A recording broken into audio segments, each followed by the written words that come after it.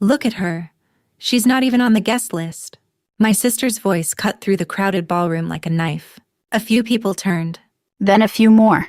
Within seconds, dozens of strangers were staring at me. My family laughed. Not politely, not awkwardly. The kind of laughter that comes from people who think they've finally been proven right.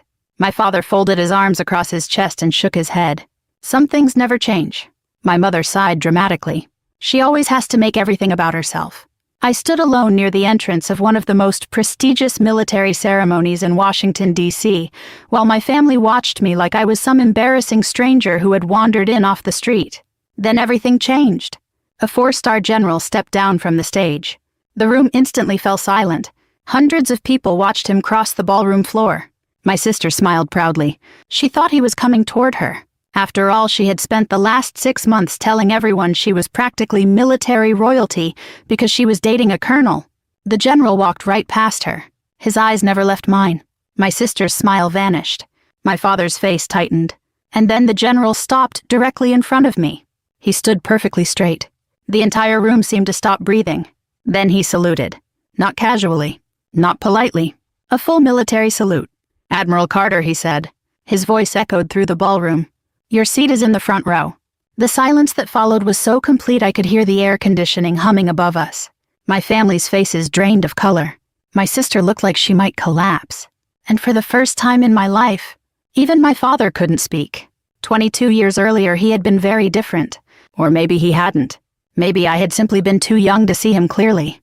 I grew up in a small town outside Tulsa, Oklahoma, where everyone knew everyone else's business, and where family reputation mattered more than almost anything else.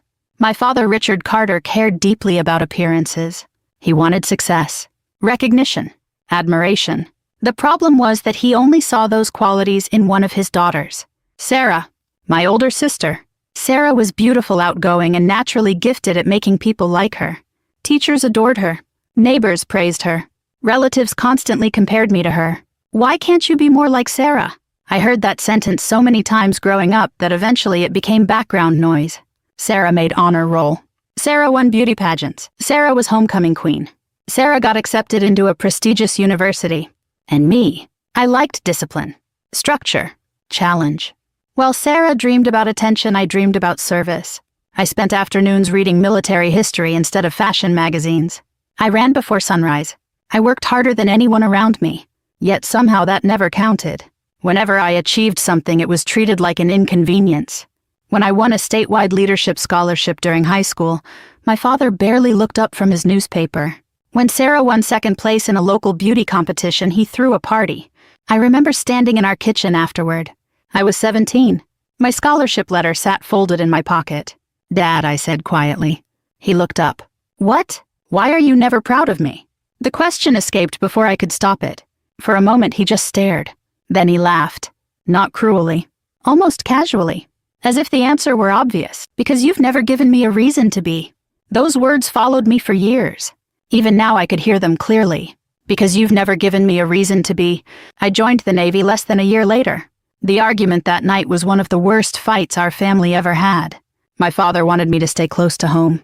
My mother wanted me to attend a local college. Sarah called the military a waste of potential. I remember standing in our living room holding enlistment papers while all three of them looked at me like I was making the biggest mistake of my life. "You'll regret this," Sarah said. "No," I replied. "I'll regret staying." My father pointed toward the front door. "Then go." The room went silent. Even my mother looked shocked. But he wasn't finished. "If you walk out that door, don't expect us to care what happens next."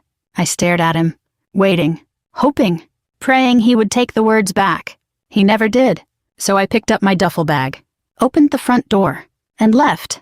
No one followed. No one stopped me. No one called. The first few years were the hardest. Boot camp, officer training, deployments, long nights, dangerous assignments, loneliness. While other service members received care packages from home, my mailbox stayed empty. Birthdays passed without phone calls. Promotions came and went. Holidays became just another day on the calendar. At first I kept trying. I sent letters, cards, emails. Most went unanswered. Eventually I stopped. Life moved forward. My career advanced. The military became my family. I learned from extraordinary leaders. I served alongside remarkable men and women. I earned responsibilities I never imagined when I was 18 years old, standing on my parents' porch with a duffel bag. Years turned into decades. My name slowly began carrying weight in rooms my family would never enter. But they didn't know that, because I never told them. When people asked why, I usually gave the same answer. It was easier. The truth was more complicated. Part of me never wanted their approval, but another part still remembered that 17-year-old girl standing in the kitchen, still hoping, still waiting, still wondering what it felt like to make her father proud. 3 weeks before the ceremony in Washington, I received an invitation from the Department of Defense. A 4-star general was receiving one of the nation's highest military honors. Senior officers from every branch would attend. So would members of Congress, defense officials, national leaders, and me. Not as a guest, as one of the ceremony's featured attendees. I accepted immediately. What I didn't expect was discovering that my family would also be there. Sarah's boyfriend, Colonel Daniel Mercer, had received invitations through his command. Sarah had apparently spent months bragging about the event on social media. When I learned that, I considered declining, not because I was afraid, because I was tired. Tired of old wounds, tired of old patterns, tired of people who had spent decades convincing themselves I was a disappointment. But duty had taught me something important. Sometimes showing up is its own form of courage. So I boarded the flight to Washington, and now I stood near the ballroom entrance while my family laughed at me. The irony almost made me smile, because none of them knew who I had become. And in just a few minutes, neither would ever be able to forget. For a few seconds after my sister's comment, nobody moved. The ballroom buzzed with conversations, clinking glasses, and polite laughter, but around our little corner near the entrance, everything felt strangely frozen. Sarah folded her arms and tilted her head. "Go ahead," she said loudly enough for nearby guests to hear. "Tell them your name again." A few people chuckled. The young woman working the registration desk looked uncomfortable. She glanced from Sarah to me, then back to her computer screen. "I'm sorry, ma'am," she said carefully. "Could you repeat your name?" "Emily Carter." Her fingers moved across the keyboard. I already knew what she was going to find. Or rather, what she wasn't going to find. My name wasn't listed in the standard guest registry. Senior flag officers attending the event were processed through a separate security protocol. The registration volunteer had no access to it.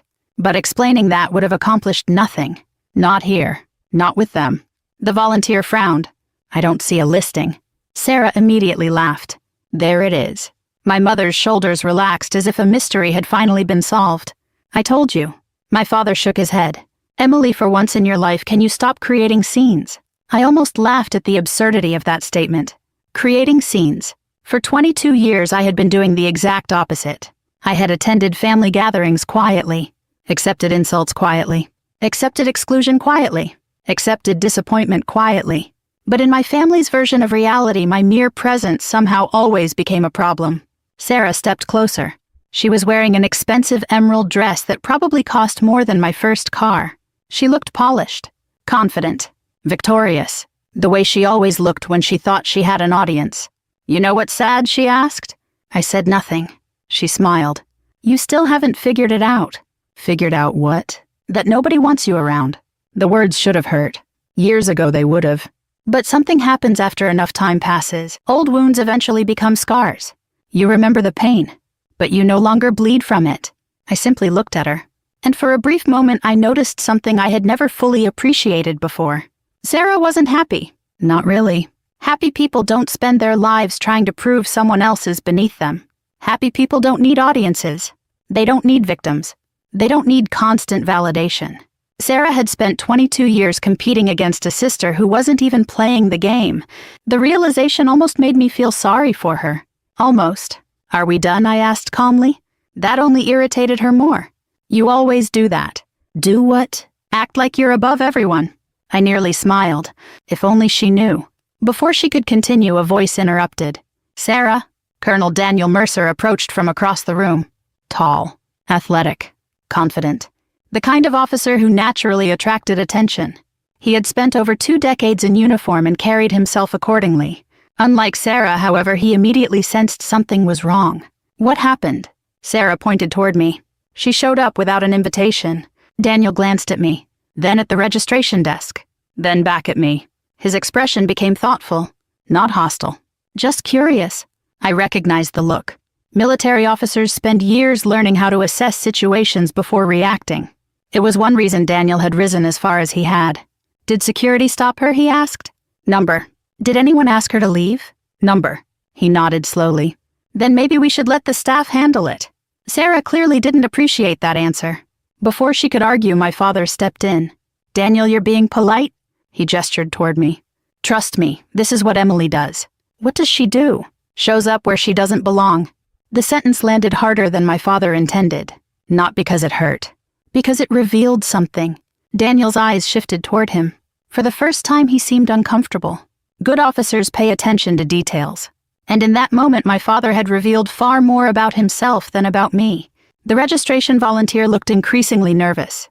I can call a supervisor if you'd like. Please do, Sarah said quickly. I sighed. This was becoming ridiculous. A supervisor. A security review. An unnecessary spectacle. All because my family couldn't stand the possibility that I belonged in the same room they did. While we waited, my mind drifted backward. Not because I wanted it to. Because memories have a way of appearing when familiar wounds reopen.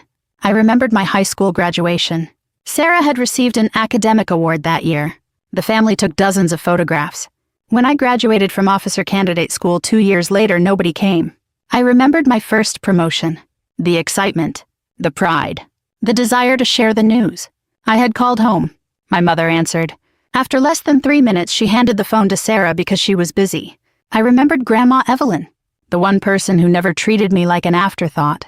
At her funeral, Sarah spent most of the afternoon discussing a real estate deal. When I gave the eulogy, my father later described it as a little dramatic. Funny. Grandma had cried when she learned I made lieutenant. She kept every photograph I ever sent her. Sometimes I think she understood me better than anyone else ever did. The memory tightened something inside my chest. Not painfully. Just enough to remind me that some losses never completely disappear. A movement near the ballroom entrance pulled me back to the present. A security supervisor had arrived. The man approached quickly. Professional. Focused. Sarah smiled. She looked almost excited, as though she were moments away from witnessing my removal. Sir, she said immediately, there's been a misunderstanding. The supervisor nodded, then looked at me. The moment he saw my face, everything changed. His posture straightened. His eyes widened slightly. Recognition. Instant recognition. I knew that look well. He had probably seen my photograph in briefing materials, or during event preparation. Perhaps both. He opened his mouth, then hesitated. A seasoned professional suddenly looked uncertain. Not because he didn't know who I was, because he knew exactly who I was. And he understood that saying it out loud here would create a situation far larger than anyone present realized. Sarah mistook his silence for agreement. Thank you, she said. I knew there had to be some mistake. The supervisor ignored her completely. His attention remained fixed on me. Ma'am, he said carefully. Good evening? The change in his tone was subtle, but not subtle enough. Daniel noticed immediately. I saw it in his eyes. The colonel's expression sharpened. His military instincts had just activated. Because security supervisors did not address random guests that way. Not at events like this, not ever. The supervisor leaned slightly closer. Would you like me to escort you to your seating area? Sarah frowned. What seating area? Nobody answered her. The supervisor was waiting for my response. I glanced around the ballroom. The chandeliers glowed overhead. Military uniforms filled the room.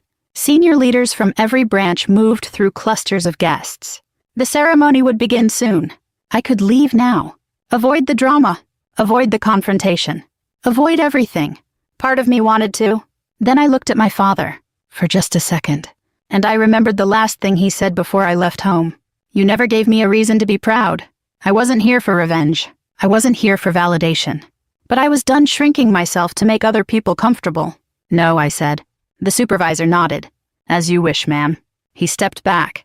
Sarah stared at him, completely confused. What is happening? Nobody answered. Across the ballroom, movement near the stage caught my attention. A group of senior officers had emerged from behind the curtain. Among them was the evening's guest of honor, a 4-star general, one of the most respected military leaders in the country. He exchanged greetings with several officials, then suddenly stopped. His eyes had locked onto someone across the room. Me. And the moment he recognized me, his entire expression changed. At first, nobody around me noticed. Why would they? The ballroom was enormous. Hundreds of guests filled the space. Conversations continued beneath the glow of crystal chandeliers, and waiters moved quietly between clusters of military officers, diplomats, and invited guests. But I noticed, because I knew General Thomas Whitaker, and I knew that look. For nearly 15 years I had worked with him in one capacity or another. Joint commands, strategic briefings, international operations, congressional hearings. He was not an emotional man, not publicly. Yet the moment his eyes found mine across the room, I saw genuine surprise, then warmth, then respect, the kind that cannot be faked, the kind earned over decades. General Whitaker said something to the people standing beside him. None of them understood, at least not yet. Then he started walking, straight toward us. A path naturally opened before him. People moved aside instantly, some out of courtesy, others out of instinct. 4-star generals tend to have that effect. Sarah noticed first. "Oh my God," she whispered. Her face lit up. For one ridiculous second she thought he was coming to greet Daniel. She even adjusted her posture, smoothed her dress, lifted her chin. The confidence returned to her face. I almost felt bad for what was about to happen. Almost. General Whitaker continued walking. Closer, closer, closer. Daniel's expression began changing. Military officers are trained observers. The closer the general came, the more Daniel realized something wasn't adding up.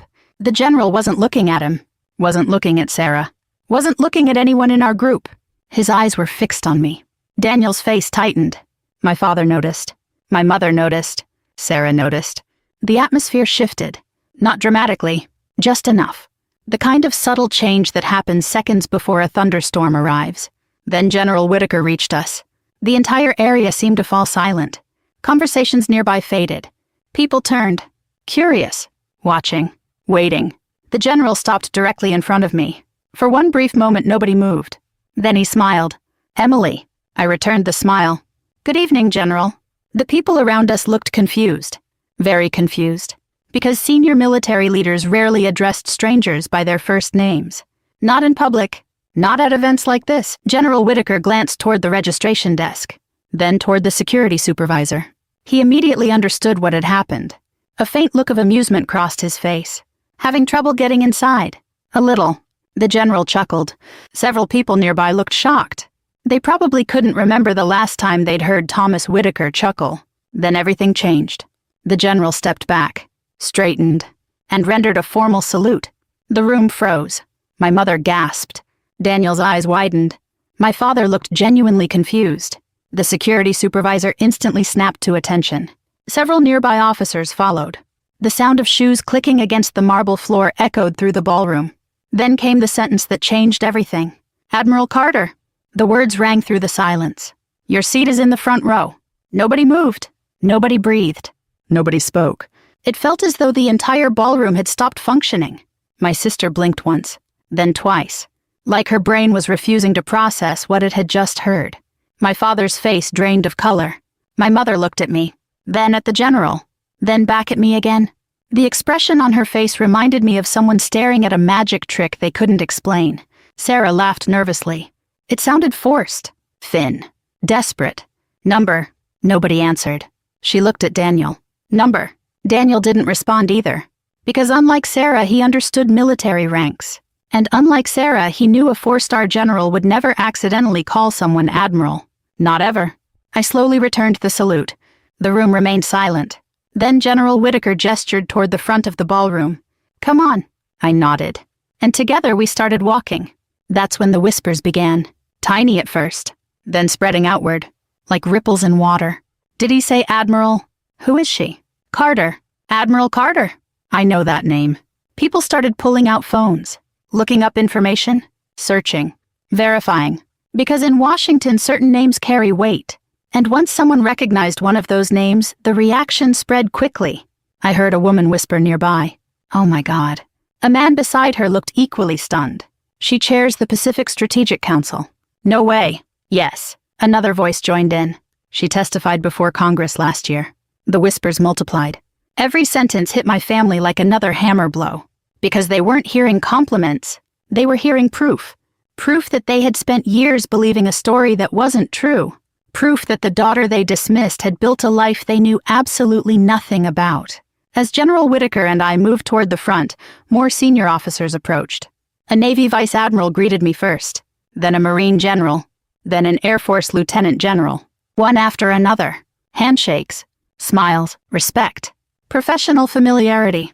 Every interaction made things worse for my family. Or perhaps better, depending on how you looked at it. When we reached the front section, several reserved seats waited near the stage.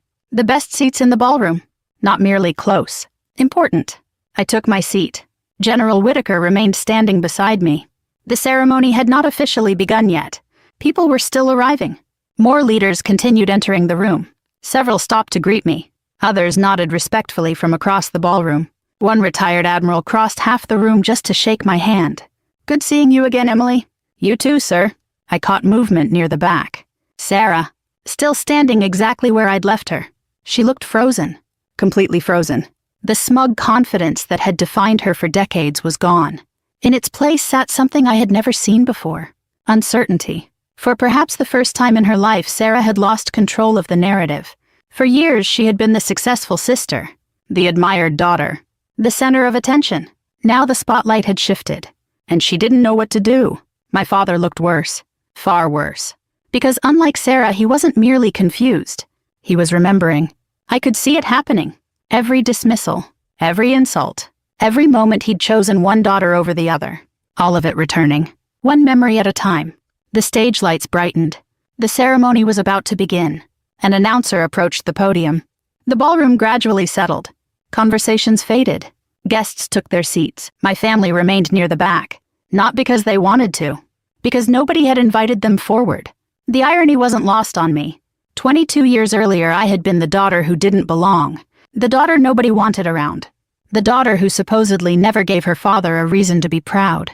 Now I sat in the front row of one of the nation's most important military ceremonies. And my family couldn't even comprehend how it had happened. The announcer adjusted his notes, smiled toward the audience, then began speaking. What came next would leave my family even more stunned than the general's salute. Because they were finally about to hear who I really was. The announcer waited until the ballroom was completely silent. Then he smiled toward the audience. "Ladies and gentlemen, thank you for joining us this evening." His voice carried easily through the room. Around me sat some of the most influential military leaders in the country. 4-star generals, admirals, senior defense officials, members of Congress. People whose decisions affected thousands of lives. And yet, for the first time that evening, none of that felt important. Because my attention kept drifting toward the back of the ballroom. Toward my family. Toward the people who had spent most of my life convinced they knew exactly who I was. The announcer continued. "Before we recognize tonight's guest of honor, we'd like to acknowledge several distinguished leaders whose service has shaped our nation." A large screen behind the stage illuminated. Names began appearing. Photographs, accomplishments, brief biographies. The audience applauded politely as each leader was recognized. Then my name appeared. A younger version of me stared back from the screen. Navy dress uniform. Rows of ribbons. A calm expression. The ballroom erupted into applause, not polite applause. Real applause. Warm, respectful, sustained. I remained seated, but from the corner of my eye I saw my father physically straighten in his chair. His eyes never left the screen. Neither did Sarah's. The announcer read from prepared remarks. Vice Admiral Emily Carter currently serves as Senior Strategic Advisor to the Department of Defense and has overseen joint operations involving more than 60,000 personnel across multiple international commands. The screen shifted. Images appeared. Military bases, aircraft carriers, joint command centers, official meetings, briefings, international summits. The audience continued applauding. I heard a sharp intake of breath somewhere behind me. My mother. The announcer wasn't finished. Admiral Carter has received numerous commendations for leadership, operational excellence, and distinguished service over a career spanning more than 2 decades. The next slide appeared. A photograph of me standing beside a president during a military ceremony. Then another beside senior NATO officials. Then another from a humanitarian operation overseas.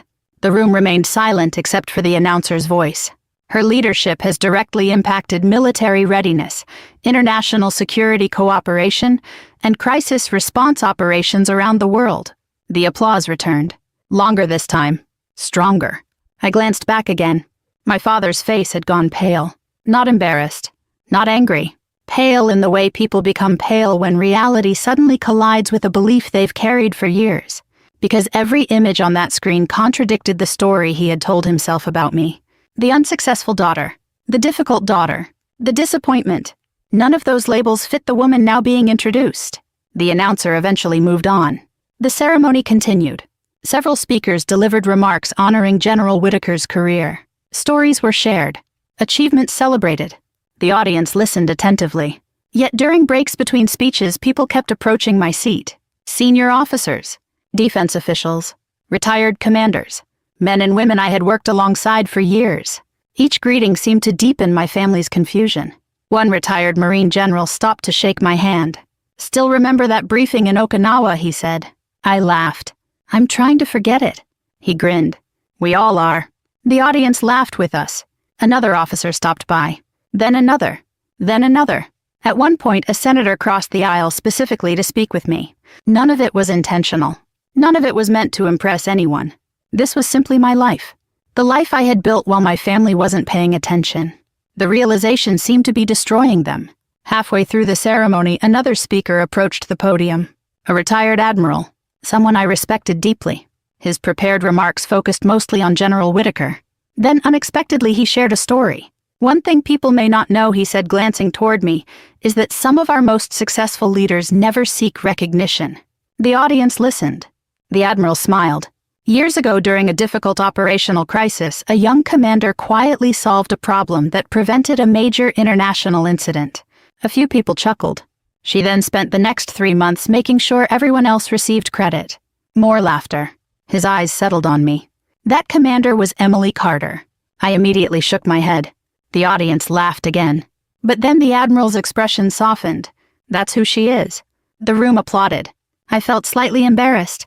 Recognition had never been comfortable for me. Yet something else caught my attention.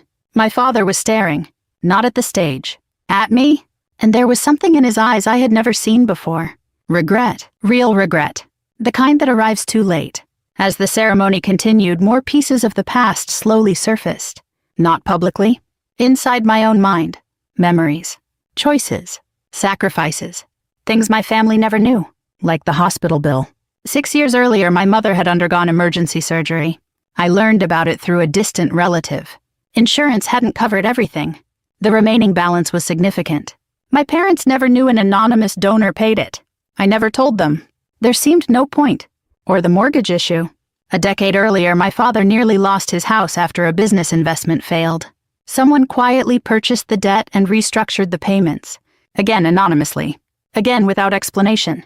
And Grandma Evelyn, the one person who had always believed in me. The assisted living expenses she worried about during her final years. The medications.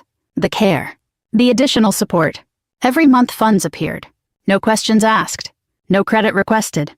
No recognition wanted. Because love doesn't keep score. Grandma understood that. Perhaps that's where I learned it. My family never discovered any of this. Not until tonight. Because one of the speakers eventually mentioned it. Not intentionally. Just as part of another story.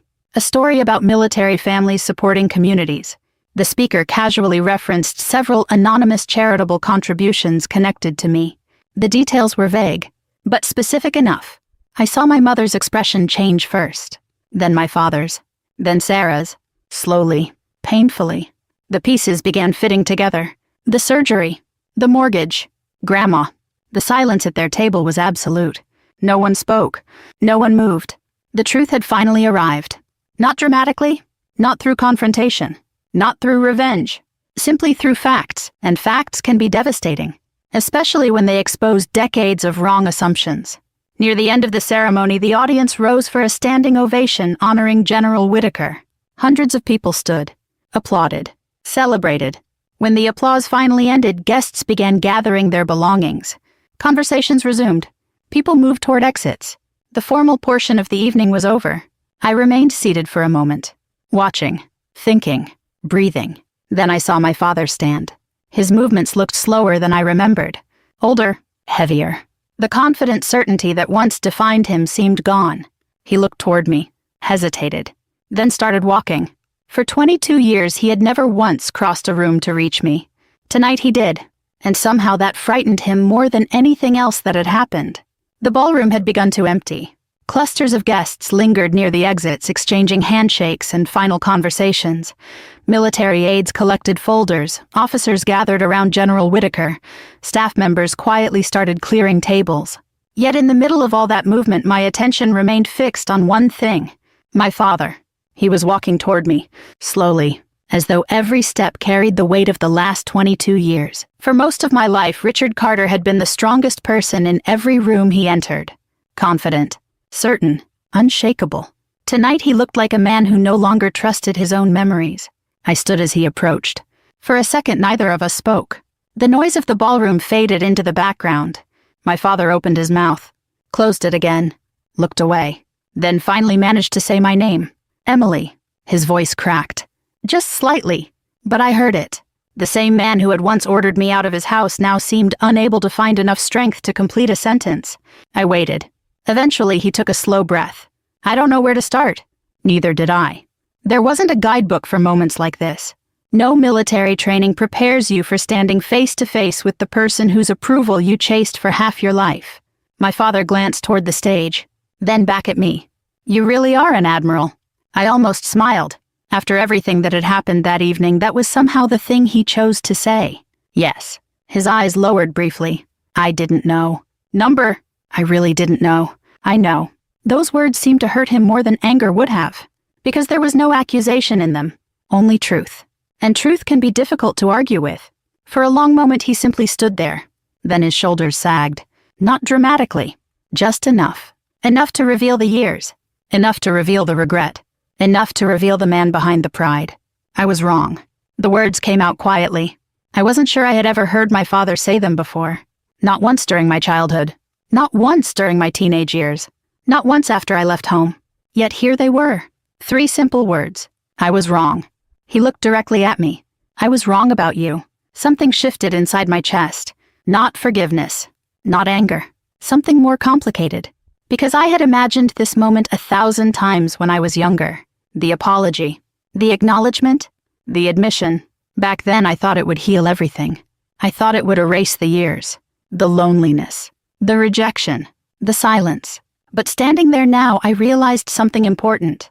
Time doesn't move backward. Some wounds heal. Others simply become part of who you are. My father swallowed hard. I treated you unfairly. I remained silent. You deserved better. Still, I said nothing. His eyes became glassy. I should have been proud of you. That one landed. Not because I needed to hear it anymore. Because part of me had needed it for so long. 22 years. 22 years of trying not to care. 22 years of telling myself his opinion didn't matter. Yet hearing those words still hurt. Not because they arrived. Because they arrived so late. Behind him, I noticed my mother approaching. Sarah followed a few steps behind. Neither looked comfortable. My mother's eyes were red. Sarah's confidence was completely gone. For once, she looked unsure of herself. The sight was almost surreal. My mother spoke first. Emily? Her voice trembled. I don't know how we missed all of this. I looked at her gently. You weren't looking. The answer wasn't cruel, just honest. She lowered her head, because she knew it was true. Sarah stepped forward next. For several seconds she couldn't meet my eyes. The woman who had spent an entire evening mocking me now seemed unable to speak. Finally she forced herself to look up. I'm sorry. The words sounded strange coming from her. Unfamiliar. Fragile. I shouldn't have treated you the way I did. I studied her face. For the first time in years I wasn't looking at my rival, or my critic, or the sister who constantly needed to win. I was looking at a deeply insecure woman who had spent most of her life comparing herself to someone she never understood. And honestly, that felt sadder than anything else. I know, I said quietly. Sarah nodded. Tears filled her eyes. Then she stepped back. Nobody knew what else to say. Eventually my father spoke again. Why didn't you tell us? The question hung between us. Why didn't I tell them? Why didn't I call when I made admiral? Why didn't I share the awards? The promotions? The achievements? The recognition? The answer came easily, because after a while I stopped believing it would matter. The silence that followed was devastating. My father physically flinched, as though the sentence had struck him. Maybe it had, because deep down he knew exactly how I had reached that conclusion. Years of evidence. Years of indifference. Years of being treated like the lesser daughter. He looked away, unable to hold my gaze. Then he whispered something so quietly I almost missed it. "You always mattered." A strange sadness washed over me, because I believed he meant it. I truly did. But believing it now didn't change what happened then. I looked around the ballroom. The ceremony was ending. Staff members were stacking chairs. Guests were leaving. Outside the tall windows, Washington glowed beneath the evening lights. For a moment, I thought about that 18-year-old girl standing on her parents' porch with a duffel bag, terrified, heartbroken, trying not to cry. She had wanted so little. Not medals, not promotions, not prestige, not rank. Just one thing. One simple thing. A father who was proud of her. I looked back at the man standing before me. The years seemed visible on his face now. The mistakes, the regrets, the opportunities he could never reclaim. Then I said the one thing I had carried inside me for more than 2 decades. When I was younger, all I wanted was for you to be proud of me. His eyes filled instantly. But eventually, my voice remained steady. I stopped waiting. The tears finally came. Not from me. From him. My father lowered his head and cried. Quietly. Without excuses. Without arguments. Without defenses. For the first time in my life, he had no words. And somehow that felt like the true ending. Not the promotion. Not the ceremony. Not the applause. This. The silence. The understanding. The truth. A few minutes later, I said goodbye. Not dramatically. Not angrily. Just peacefully. As I walked toward the exit, a young naval officer opened the door for me. "Good evening, Admiral." "Thank you." I stepped outside into the cool Washington air. The city lights stretched across the distance. Cars moved through the streets. Life continued. Behind me, through the glass entrance, I could still see my family standing together, watching, thinking, remembering. For years, they believed I was the daughter who never belonged, the daughter who failed, the daughter who disappointed them. Tonight, they learned something different. They learned that success doesn't always announce itself. Strength doesn't always demand recognition. And sometimes the person everyone overlooks becomes the person nobody can ignore. Not because she seeks revenge, but because she refuses to let someone else's opinion define her future. If this story touched you, I'd love to hear your thoughts. Have you ever been underestimated by someone you loved? Have you ever spent years proving something not to others, but to yourself? Leave a comment below and tell me where you're watching from. Stories like this remind us that dignity, perseverance, and self-respect often matter far more than recognition. And if you enjoy these kinds of powerful family stories, please subscribe and join us. We share new stories every day, and we'd love to have you on this journey with us. Until next time, take care of yourself and never let anyone else decide your worth.